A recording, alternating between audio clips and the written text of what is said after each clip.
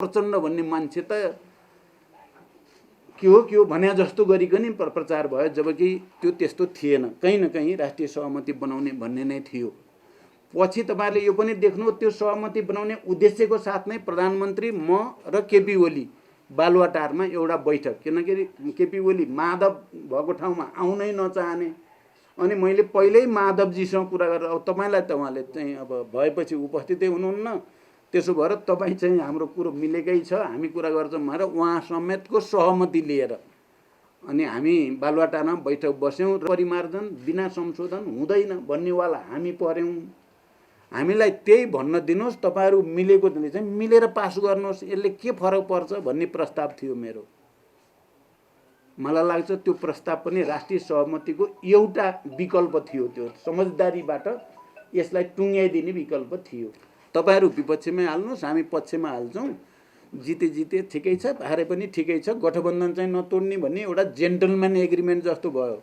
शब्द प्रयोग गर्यो, एग्री टु डिसएग्री, असहमत हुन सहमत हुने। को महासचिव पनि हुनुभएको थियो सचिवालयको डाक्टर अर्जुन बहादुर थापा, उहाँसँग भेटियो र केही उपाय हुन सक्छ भन्ने छलफल गर्दा उहाँले थोरै उपाय मलाई बताउनु भयो। त्यतिबेला म झलनाथ खनाल र नारायण काजी सँगै थियौँ। नेपालको राजनीतिमा के होला कि नहोला भने जस्तो जहिले पनि एउटा त्यस्तो स्थितिबाट हामी गुज्रेर आएका छौँ। तपाईहरुलाई पक्कै अझ बढी सम्झना छ, संविधान सभाबाट संविधान बन्ला कि नबन्ला। पहिलो संविधान सभा असफल भइसकेपछि दोस्रो संविधान सभाको निर्वाचन जो अपवादको रूपमा नेपालमा भयो। प्राय संविधान सभाको निर्वाचन एउटै देशमा एउटै कालखण्डमा दुईचोटि हुँदैन। त्यति बेला पनि आम जनता र सबै नेपालीहरू कुनै न कुनै रूपमा बडो चाहिँ जटिल अवस्थाको सामना गरेकै हो। संविधान बनिसकेपछि चुनाव होला कि नहोला, चुनाव भइसकेपछि फेरि सिंगै राष्ट्र तराई मधेस पहाड हिमाल सबै नै निर्वाचन प्रक्रियामा सहभागी होला कि नहोला, यस्तैबाट गुज्रिँदै हामी आयौँ। र यही प्रक्रियामा गत सालदेखि फेरि संविधान माथि नै घात हुने हो कि लोकतन्त्र र लोकतान्त्रिक मान्यता र गणतन्त्र माथि नै घात हुने हो कि भन्ने एउटा बडो चाहिँ जटिल परिस्थितिबाट हामी सबै गुज्र्यौँ। तपाईहरुलाई थाहा छ, हामीले गैर संवैधानिक, असंवैधानिक र अलोकतान्त्रिक कदम भनेर त्यति बेला नेकपाकै सरकार हामी पनि थियौँ। उसको कदम र त्यो सरकारको कदमका विरुद्ध हामीले आन्दोलन गर्नुपर्ने, पार्टी भित्रै पनि सङ्घर्ष गर्नुपर्ने, पार्टी बाहिर पनि सङ्घर्ष गर्नुपर्ने स्थिति बन्यो। र एउटा ठुलो अपेक्षा सहित अब देशमा सायद राजनैतिक स्थिरता हुन्छ र विकासले एउटा नयाँ गति लिन्छ भन्ने जो अपेक्षाको साथ वाम गठबन्धनलाई झन्डै 2/3 बहुमत जनताले मत दिएको थियो, त्यो पनि असफल भएर अब फेरि के होला भने जस्तो स्थितिबाट हाम्रो समाज गुज्रिन गयो। धेरै ठुलो जनताको बल, बुद्धिजीवीहरू, पत्रकार, हामी सबै नेपालीहरूले असंवैधानिक र अलोकतान्त्रिक कदमका विरुद्ध त्यसलाई प्रतिगमन भनियो, प्रतिक्रान्तिका विरुद्ध आन्दोलन पनि भनियो र सबैको जोडबलले अन्ततः प्रतिनिधि सभा फेरि विघटित भएको पनि पुनर्स्थापित भयो। अब त केही होला भनेको केही महिना नबित्दै फेरि विघटन भयो, फेरि के होला भन्ने जस्तो स्थितिबाट गुज्रियो र हामीले एउटा नयाँ राजनीतिक गठबन्धन बनाउने लेभलसम्म आयौँ। तपाईहरुलाई यो पनि थाहा छ, त्यो गठबन्धनको बनाउने बेलाको मुख्य मान्यता भनेको हामीले स्थापित गरेको यसले संविधानको रक्षा अनि लोकतान्त्रिक गणतन्त्रको रक्षा र राष्ट्रियताको रक्षा, यी तीनटा मूलभूत विषयमा ध्यान केन्द्रित गरेर नै हामीले गठबन्धन बनाएका थियौँ। र त्यो गठबन्धनलाई प्रतिनिधि सभाको बहुमत सदस्यहरूको समर्थन प्राप्त भयो। बहुमत सदस्यहरूको हस्ताक्षर सहित हामी राष्ट्रपति कहाँ पुग्यौँ। बहुमत सदस्यको हस्ताक्षर सहित हामी अदालत पनि जानुपर्ने स्थिति आयो। यो सबै प्रक्रिया पनि तपाईँ हामी सबैले अब के होला भने जस्तो भइ नै राख्ने, घटना के होला, प्रति घटना के होला भने जस्तो अवस्थाबाट गुज्रिँदै हामी अगाडि बढ्यौँ। र गठबन्धनको सरकार बनिसकेपछि हामीले साझा न्यूनतम कार्यक्रम बनायौँ र त्यो साझा न्यूनतम कार्यक्रम पनि सर्वसम्मतले बनायौँ। सरकार गठन भयो, कामहरू सुरु भयो। अब त चाहिँ स्थिरता लिने र अब फेरि एउटा नयाँ निर्वाचन प्रक्रियातिर गठबन्धन सरकारले नेतृत्व गर्छ होला भनिराखेको बेलामा फेरि यो एमसिसी प्रोजेक्टको विषयलाई लिएर निकै ठुलो विवाद, बहस, अन्यल चाहिँ आदि इत्यादि धेरै भए। त्यो धेरै मध्ये चाहिँ अब यो प्रक्रियामा चाहिँ सबभन्दा बढी चाहिँ माओवादी केन्द्र र त्यसको नेतृत्वको हैसियतले म माथि थुप्रै खालका टिप्पणीहरू पनि भए। त्यो तपाईहरु सबैलाई थाहा छँदैछ। र अन्ततः फेरि हामी हिजोसम्म आइपुग्दा यसलाई एउटा निकास दिइएको छ। यो निकास दिनु अगाडि राजनीतिमा फेरि एकचोटि के होला के नहोला, यो गठबन्धन बच्ला या नबच्ला, यो सरकार बच्ला या नबच्ला, अर्को समीकरण बन्ने हो कि या के हुने हो भन्ने जस्तो स्थिति थियो। हिजोबाट आधारभूत रूपले र मूलभूत रूपले अहिलेका लागि ती सबै अन्यलहरू अन्त्य भएका छन् र गठबन्धन कायम रहन्छ, सरकार अगाडि बढ्छ। अब हामी निर्वाचन प्रक्रियातिर जान्छौँ भन्ने कुरा स्पष्ट भएको छ। मैले यति संक्षिप्त झलक तपाईहरुको अगाडि राखेँ। अब त्यसपछि म दोस्रो विषय के राख्न चाहन्छु भने एमसिसी को विषय। त्यसो त सुरुमा हाम्रै पार्टीको नेतृत्वको सरकार भएको बेलामा नै यो एमसिसी प्रोजेक्ट बारे छलफल बहस सुरु भएको हो र त्यसपछि विभिन्न सरकारहरू हुँदै चाहिँ जाने क्रममा पछिल्लो चोटि खास गरी नेकपाकै सरकार भएको बेलामा चाहिँ यो विषय विवादित हुन पुग्यो। पहिला त हामी सबै खुसी थियौँ, ल अमेरिकी सरकारले एमसिसी मार्फत नेपाललाई अनुदान रकम झन्डै 55 अरब दिने भन्ने कुराले कसलाई खुसी लाग्दैन, सबैलाई खुसी लाग्ने नै कुरा भयो। हाम्रो पूर्वाधार विकासको निम्ति, ट्रान्समिसनको निम्ति अनुदानको रूपमा त्यत्रो पैसा आउँछ भनेपछि कसैको पनि विमति पनि थिएन, विवाद पनि थिएन। यो त राम्रो कुरा भयो भन्ने नै थियो।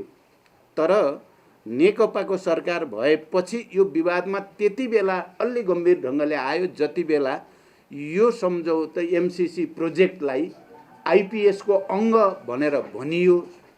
स्वयं अमेरिकाका केही मन्त्रीहरूले स्टेट डिपार्टमेन्टका केही डकुमेन्टहरूमा त्यो कुरा आइसकेपछि एक त दोस्रो नेपालका तत्कालीन परराष्ट्र मन्त्री प्रदीप गेवाली चाहिँ 25 वर्षपछि नेपालको तर्फबाट अमेरिकाको औपचारिक भ्रमण गर्ने पहिलो परराष्ट्र मन्त्री हुनुहुन्थ्यो।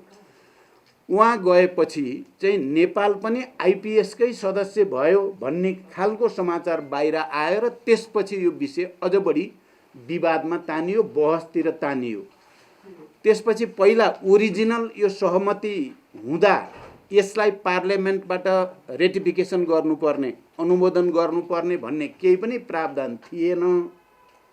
2019 मा गएर चाहिँ नेपाल कम्युनिस्ट पार्टीकै सरकार भएको बेलामा रेटिफिकेसन गर्ने भन्ने भएपछि र यसलाई कानुनी हैसियत दिने भनेपछि र त्यसपछि यो अझ बढी विवादित हुन पुग्यो र बहस अगाडि बढ्यो। पत्रकार साथीहरू, मलाई अब यो मेरो लागि खुसीको कुरा पनि छ र बडो चाहिँ अप्ठ्यारो कुरा पनि हो। नेपाल कम्युनिस्ट पार्टी नेकपाको त्यति बेलाको पार्टीमा कार्यकारी अध्यक्षको हैसियतले केन्द्रीय समितिको बैठकको मैले एक्लैले अध्यक्षता गरेको एक मात्र बैठक थियो। चाहिँ केन्द्रीय समितिको बैठक तपाईहरुलाई थाहा छ, राष्ट्रिय सभागृहमा त्यो बैठक सञ्चालित थियो र त्यो बैठकमा यो एमसिसी को विषयमा हाम्रो काफी बहस भयो। पार्टी केन्द्रीय कमिटीमा केपी ओली समेत भएको केन्द्रीय कमिटीमा भयो र मेरै अध्यक्षतामा मैले यसको अझ गम्भीर अध्ययन गरेर मात्रै यसको बारेमा निचोडमा पाउनु उचित हुन्छ। यद्यपि केन्द्रीय कमिटीको अत्यधिक बहुमत एमसिसी विवादित छ, यसलाई के यथास्थितिमा पारित गर्न सकिँदैन भन्ने मत त धेरैको थियो। तर मैले यसलाई अझ गम्भीर अध्ययन गरेर मात्रै निचोडमा पुग्नु उचित हुन्छ भनेर कमरेड झलनाथ खनालको नेतृत्वमा अनि भीम रावल र प्रदीप गेवाली समेतको चाहिँ कार्यदल बनेको कुरा पनि तपाईहरुलाई थाहा छ। म यसकारण मैले यसलाई अलि बढी जोड दिन्छु कि मेरै अध्यक्षतामा बसेको केन्द्रीय कमिटीको बैठकले यो बारेमा पार्टीमा बहस गरायो र यसको बारेमा समुचित निष्कर्षमा पुग्नको लागि भनेर कार्यदल बन्यो र कार्यदलले आफ्नो ढङ्गले अध्ययन गरेर जो निचोड दियो त्यो निचोड यो एमसिसी प्रोजेक्टलाई खारेज गर्ने भन्ने त थिएन, होइन, तपाईहरुले थाहा पाइसक्नु भएकै होला। तर यसमा केही विषयहरू चाहिँ अलिक गम्भीर प्रकृतिका छन्। त्यसकारण यो आइपीएससँग सम्बन्धित कुरा, नेपालको संविधान र एमसिसी कानुनसँग सम्बन्धित कुरा, नेपालको जमिन र अन्य चाहिँ प्राकृतिक साधन स्रोतको स्वामित्वसँग सम्बन्धित कुरा, अनि त्यसमा काम गर्ने अफिसियलसँग सम्बन्धित कुरा, यी केही चाहिँ यस्ता विषय छन् जुन विषयमा चाहिँ परिमार्जन या संशोधन नगरिकन चाहिँ पास गरियो भने यो नेपालको राष्ट्रिय हितमाथि चाहिँ आघात हुन्छ भन्ने सुझाव सहितको प्रतिवेदन त्यो दिएपछि चाहिँ विवाद नयाँ चरणमा प्रवेश गर्यो। त्यतिबेला नेकपा भित्रै पनि हामी सचिवालयमा भएका, केन्द्रीय कमिटीमा भएका अत्यधिक बहुमत यसलाई परिमार्जन र संशोधन नगरी पारित गर्न हुँदैन भन्नेमा पर्यौं। प्रधानमन्त्री केपी ओली चाहिँ फेरि एज इट इज नै पारित गर्नुपर्छ भन्नेमा पर्नुभयो। उहाँ धेरै ठुलो अल्पमतमा हुनुहुन्थ्यो त्यतिबेला। 7 जनाको चाहिँ 9 जनाको सचिवालय थियो त्यतिबेला नेतृत्वको टिम, त्यसमध्ये 7 जना चाहिँ यसलाई परिमार्जन र संशोधन गरेर मात्रै पारित गर्नुपर्छ भन्नेमा थियौँ हामी। केपीजी र अर्को एकजना मात्रै, अहिले म नाम लिन चाहन्न, उहाँहरू चाहिँ होइन जसरी पनि पारित गर्नुपर्छ भन्ने थियो। र यो बहस नेकपा भित्र पनि चल्यो, बाहिर समाजमा नै चल्यो, राजनीतिक दलहरूमा चल्यो, सबैतिर चलिरहेको बेलामा पहिलोचोटि मैले नै के एउटा कुनै प्रस्ताव हाम्रो पार्लियामेन्टबाट पारित गरेर संकल्प भनौँ या अर्को कुनै नाम दिएको प्रस्ताव चाहिँ पारित गर्यो भने चाहिँ त्यसपछि एमसिसी प्रोजेक्टलाई अगाडि बढाउन सहज हुन्छ कि भनेर पहिला विचार राखेको मैले हो। पत्रकार साथीहरू, तपाईहरुलाई स्पष्ट होस् र आम जनतालाई पनि म प्रश्न गर्न चाहन्छु, मैले कुनै न कुनै प्रस्ताव पार्लियामेन्टबाट पारित गरेर यसलाई परिमार्जन भनौँ या यसलाई स्पष्ट पार्ने गरी जान सकियो भने समस्या समाधान हुन्छ कि भने। तर त्यति बेला अहिलेका प्रधानमन्त्री शेरबहादुर देउवा प्रतिपक्षको नेता हुनुहुन्थ्यो, उहाँले चाहिँ यसलाई चाहिँ पारित गर्दा राम्रो हुन्छ भन्दाखेरि मैले कुनै प्रस्ताव पार्लियामेन्टबाट पारित गरेपछि चाहिँ त्यसले सहज हुन्छ कि भन्ने कुरा मैले गर्दा ल ठिक छ भनेर उहाँ सहमत हुनुभएको थियो। उहाँ प्रतिपक्षको नेता हुनुहुन्थ्यो। मैले त्यो कुरा राख्दा उहाँले ठिक छ ल संकल्प भनौँ या अर्को केही भनौँ, एउटा प्रस्ताव पार्लियामेन्टबाट पारित गरौँ र एमसिसीलाई त्यसैसँगै एकैचोटि पारित गरौँ भन्ने कुरा त्यति बेला भयो। यो कुरा पनि मैले आज स्पष्ट गर्नुपर्छ कि त्यति बेला चाहिँ केपी ओली जो प्रधानमन्त्री हुनुहुन्थ्यो, हाम्रै पार्टीमै हुनुहुन्थ्यो, उहाँले चाहिँ संकल्प या अरू कुनै पनि प्रस्ताव चाहिँ जरुरी छैन, एक अक्षर पनि चेन्ज गर्न सकिँदैन, त्यसकारण चाहिँ प्रचण्डहरूले जे भन्न खोजेका छन् त्यसमा मेरो सहमति छैन भनेर चाहिँ शेरबहादुरजीलाई केपीजीले पटक पटक भन्दा नमानेपछि कुनै पनि प्रस्ताव त्यति बेला पारित हुन नसकेको हो। यो कुरा सायद बाहिर अहिलेसम्म आएको छैन। आज म तपाईहरुलाई प्रश्नसँग भन्न चाहन्छु, कुरा त्यहाँसम्म पुगेको थियो। तर त्यसपछि त प्रतिनिधि सभा विघटन भयो, के भयो, मैले अघि चाहिँ संक्षिप्तमा चाहिँ पृष्ठभूमि राखि नै हालेँ।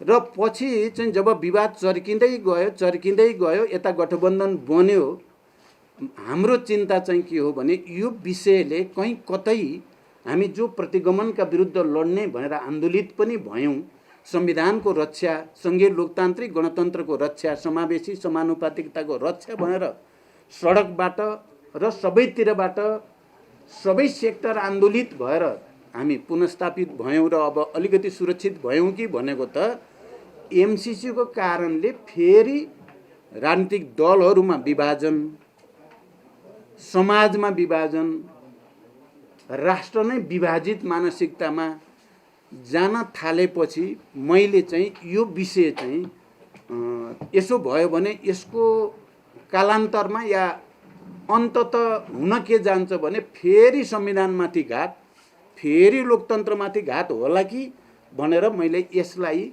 कुनै तरिकाको कुनै उपाय खोज्न सकिन्छ कि भन्ने सन्दर्भमा अलिकति ढिलो लैजाउँ, छलफल गरौँ। त्यसकारण तपाईहरुले ध्यान दिनुभएकै होला, मैले पटक पटक राष्ट्रिय सहमति हुन उचित हुन्छ, यस्तो राष्ट्रिय महत्त्वको संवेदनशील विषय, जनतामा यति धेरै विवाद बहस भइरहेको विषयमा राष्ट्रिय सहमति गर्न उचित हुन्छ भनेर मैले नै प्रस्ताव राखेको हो र प्रधानमन्त्रीजी त्यसमा सहमत पनि हुनुहुन्थ्यो, गठबन्धनमा त्यसमा सहमति पनि भयो र पटक पटक बालुवाटारमा सर्वदलीय बैठक बोलाइयो पनि, प्रधानमन्त्रीजीले बोलाउनु भयो पनि, तर प्रतिपक्ष नआइदिँदा चाहिँ त्यो फेरि अगाडि जान सकेन र मैले नै फेरि प्रधानमन्त्रीजीलाई बालकोट गएर भए पनि केपीजीसँग कुरा गर्न पर्यो र यसमा त उहाँको विमति हुने कुरा होइन हिजोदेखि।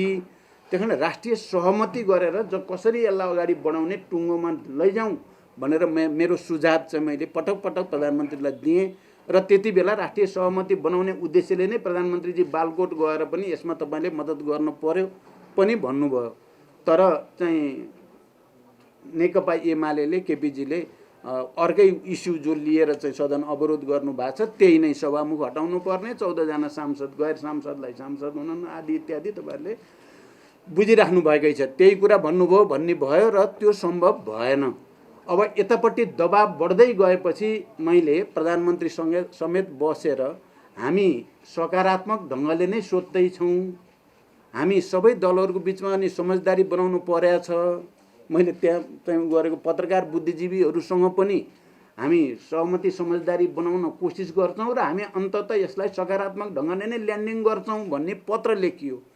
त्यो पत्र लेखेपछि त यति धेरै विवाद छताछु त्यो पत्र बाहिर आएपछि अब तपाईँहरूले थाहा पाउनु भएको छ। मलाई त मानौँ म त भिलेनै जस्तो, डबल डिलर जस्तो के कति दिनसम्म त त्यही नै चाहिँ चलि नै राख्यो। जबकि मेरो मनसाय म पुरै गम्भीरताको साथ तपाईँहरूको अगाडि र तपाईँहरू मार्फत आम नेपाली जनता मेरो चाहना चाहिँ राष्ट्रिय सहमति बनोस्, सबैको यस्तो विषयमा विवादित भएर विभाजित समाज बन्न नजाओस्।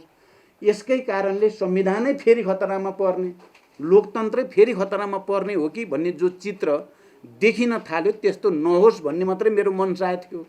कसैलाई झुक्क्याउनु ठग्नु त मेरो मनसाय थिएन। तर मेरो त्यो इमान्दार प्रयास राष्ट्रिय सहमति गर्ने, सबैको बिचमा समझदारी बनाउने मेरो प्रयासलाई यति धेरै के भन्ने त्यसलाई विद्रूपीकरण गरियो भनौँ, यति धेरै भल्गराइज भयो कि मानव प्रचण्ड भन्ने मान्छे त के हो भने जस्तो गरिकन प्रचार भयो। जबकि त्यो त्यस्तो थिएन, कहीँ न कहीँ राष्ट्रिय सहमति बनाउने भन्ने नै थियो। पछि तपाईँहरूले यो पनि देख्नु, त्यो सहमति बनाउने उद्देश्यको साथ नै प्रधानमन्त्री म र केपी ओली बालुवाटारमा एउटा बैठक, किनकि केपी ओली माधव भएको ठाउँमा आउनै नचाहने, अनि मैले पहिल्यै माधवजीसँग कुरा गरेर अब तपाईँलाई त उहाँले चाहिँ अब भएपछि उपस्थितै हुनुहुन्न, त्यसो भएर तपाईँ चाहिँ हाम्रो कुरो मिलेकै छ, हामी कुरा गर्छौँ भनेर उहाँ समेतको सहमति लिएर अनि हामी बालुवाटारमा बैठक बस्यौँ। र मैले के भने यो अब एमसिसी जटिल हुँदै गयो, हुँदा यसले गर्दा राष्ट्रिय हाम्रो एकता नै खलबलिएला जस्तो राजनीतिक दल है। मैले भन्दाखेरि चाहिँ वास्तवमा विस्तृत शान्ति सम्झौता पछि नेपालमा एउटा नयाँ खालको राजनीतिक एकता बनेकै हो, नयाँ राष्ट्रिय एकता पनि बनेको हो। संविधान सभाबाट संविधान बनेपछि समावेशी समानुपातिकताको आधारमा एउटा नयाँ प्रतिनिधित्व प्रणालीको राज्य पनि बनेकै हो। अब यो एमसिसीकै कारणले नै यो भत्किने हो कि भन्ने चिन्ताले मैले त्यो दिन राखेको थिएँ 3 जना नेताको अगाडि, 2 जना भनौँ। मैले भने कि तपाईँहरू दुवै पक्षको पहिले नै विदाउट रिजर्भेसन यो एमसिसी पास गर्ने, बिना शर्त पास गर्ने भन्ने हो। तपाईँहरू 2 जना मिलेर पास गर्नुभयो भने हामी अलिकति विमतिवाला पऱ्यौँ, बिना परिमार्जन बिना संशोधन हुँदैन भन्नेवाला हामी पऱ्यौँ। हामीलाई त्यही भन्न दिनुहोस्, तपाईँहरू मिलेको चाहिँ मिलेर पास गर्नुहोस्, यसले के फरक पर्छ भन्ने प्रस्ताव थियो मेरो। मलाई लाग्छ त्यो प्रस्ताव पनि राष्ट्रिय सहमतिको एउटा विकल्प थियो, त्यो समझदारीबाट यसलाई टुङ्ग्याइदिने विकल्प थियो। तर त्यसमा पनि सहमति भएन। खास गरी एमाले केपी ओलीजीको सदन नखुली हुँदैन, चाहिँ सांसद नहटाइ हुँदैन, सभामुख नहटाइ हुँदैन भन्ने एकहोरो रटले गर्दा यो समस्या सहज ढङ्गले समाधान हुने देखिएन। त्यसपछि अब सडकमा पनि आन्दोलनहरू चाहिँ देखि नै गयो, बढ्दै जान थाल्यो, विवाद पार्टीहरूभित्र पनि विवाद बढ्दै जान थाल्यो र अन्तिमतिर आउँदा मैले अब यसलाई टुङ्ग्याउनतिर लाग्दैछु। अन्तिमतिर आउँदा मेरो चाहिँ दिमागमा त के हुने भयो, मैले के चित्र देख्न थालेँ भने यो विषयलाई हामीले ठिक ढङ्गले ह्यान्डल गरिएन भने शान्ति सम्झौता पनि दुर्घटनामा पर्ने चित्र देखेँ मैले। धेरै ठुलो कुरा हो यो। शान्ति सम्झौताका बाँकी काम जो पुरा गर्नु छ हामीले, त्यो नै दुर्घटनामा पर्ने खतरा, संविधान त डिरेल हुने खतरा, यो सरकार जाने अर्को सरकार आउने मात्रै हुने देखिएन। यो गठबन्धन टुट्यो भने सरकार एउटा थियो अर्को आयो मात्रै हुने देखिएन। धेरै चिज उल्टिने खतरा देखियो। त्यसो भएपछि हामीले भन्यो, हामीले त पोजिसन पहिला एउटा कुरा के भएको थियो गठबन्धनभित्र र प्रधानमन्त्रीजीसँग भने, अब यहाँ त हाम्रो विमति रहिराखेकै छ एमसिसी बारे, त्यसकारण हामीले एउटा शब्द त्यहाँ प्रधानमन्त्रीजीले र मैले प्रयोग गरेका थियौँ र त्यसमा भएको थियो एग्री टु डिसएग्री गरौँ, गठबन्धन पनि नतोडौँ, तपाईँहरू विपक्षमै मत हाल्ने त विपक्षमा मत हाल्ने भनेका थियौँ हामीले, तपाईँहरू विपक्षमै हाल्नुहोस् हामी पक्षमा हाल्छौँ, जिते जिते ठिकै छ, हारे पनि ठिकै छ, गठबन्धन चाहिँ नतोड्ने भन्ने एउटा जेन्टलम्यान एग्रिमेन्ट जस्तो भयो। शब्द प्रयोग गर्यो एग्री टु डिसएग्री, असहमत हुन सहमत हुने भन्ने गरेर उठियो। तर यो चिज त्यति सजिलो थिएन, यो चिज त्यति सजिलो थिएन। एक दुई दिन त हामीले त्यसलाई प्र्याक्टिस गर्न सकिन्छ कि भनेर कोसिस गरियो, तर त्यस्तो भएन। बरु अब फेरि त्यो कता अगाडि बढ्यो भने गठबन्धन तोड्ने, अर्को समीकरण बनाउने, सरकार बदल्ने आदि इत्यादितिर चाहिँ अगाडि बढ्न थाल्यो। बढेपछि चाहिँ यो त फेरि चिन्ताको विषय, फेरि उही पुरानो ठाउँमा जाने खतरा आइसकेपछि हाम्रो पार्टीमा भएका छलफलहरूमा मैले प्रस्ताव राखेँ कि उपाय खोज्नुपर्छ है। हामीले एकहोरो चाहिँ भनेर सम्पूर्ण यो प्रक्रियालाई दुर्घटनामा जाने खतरातिर धकेल्न सकिँदैन। सकारात्मक केही उपाय छ भने हामीले त्यतापट्टि सोच्नुपर्छ भनेर मेरो दिमाग अब कहाँ गयो, अघिको कुरालाई यहाँहरूले सम्झिनु भयो होला। एउटा प्रस्ताव पारित गरौँ पार्लियामेन्टबाट भन्ने मैले पोहोर सालै जे भनेको थिएँ, मेरो क्लिक अब त्यहाँ भयो। यतापट्टि एउटा प्रस्ताव केही हुन्छ कि भन्ने भयो। यही क्रममा चाहिँ हाम्रा पुराना एकजना कर्मचारी, तपाईँहरूले नै चिन्नुहुन्छ, धेरै समयसम्म परराष्ट्र सचिव हुनुभएको, सार्कको महासचिव पनि हुनुभएको थियो सचिवालयको, डाक्टर अर्जुन बहादुर थापा, उहाँसँग भेटियो र केही उपाय हुन सक्छ भन्ने छलफल गर्दा उहाँले थोरै उपाय मलाई बताउनु भयो। त्यति बेला म, झलनाथ खनाल र नारायण काजी सँगै थियौँ र हामी सँगै बसेर उहाँको कुरो सुन्दै जाँदा थोरै इन्लाइटन जस्तो हुन्छ नि, यहाँनिर रहेछ है चाहिँ बाटो छिर्ने बाटो, उहाँले बताएको अरू लामो त अहिले मैले भन्नु परेन, तपाईँहरूले बुझिराख्नु भएकै छ। उहाँले मेनली के बताउनु भयो भने माने अन्तर्राष्ट्रिय कानुनको, उहाँ गोल्ड मेडलिस्ट पनि हुनुहुँदो रहेछ र धेरै वर्ष गर्दाखेरि बुझ्नु, अन्तर्राष्ट्रिय कानुनको र दुई देशको बिचको शान्ति के अरे सम्झौता सन्धि ऐन अन्तर्गत आउने कुराको हकमा जेनेभा कन्भेन्सन अथवा के अरे जेनेभा भन्न आयो, भियना कन्भेन्सन अनुसार चाहिँ एउटा पक्षले आधिकारिक ढङ्गले त्यस्तो व्याख्यात्मक घोषणा गर्यो पार्लियामेन्टबाट भने त्यसको कानुनी मान्यता हुन्छ, अर्को पक्षले मान्न पर्छ, इन्टरनेसनल कोर्टमा पनि त्यो मान्यता प्राप्त हुन्छ भन्ने कुरा र यही एउटा उपाय हो।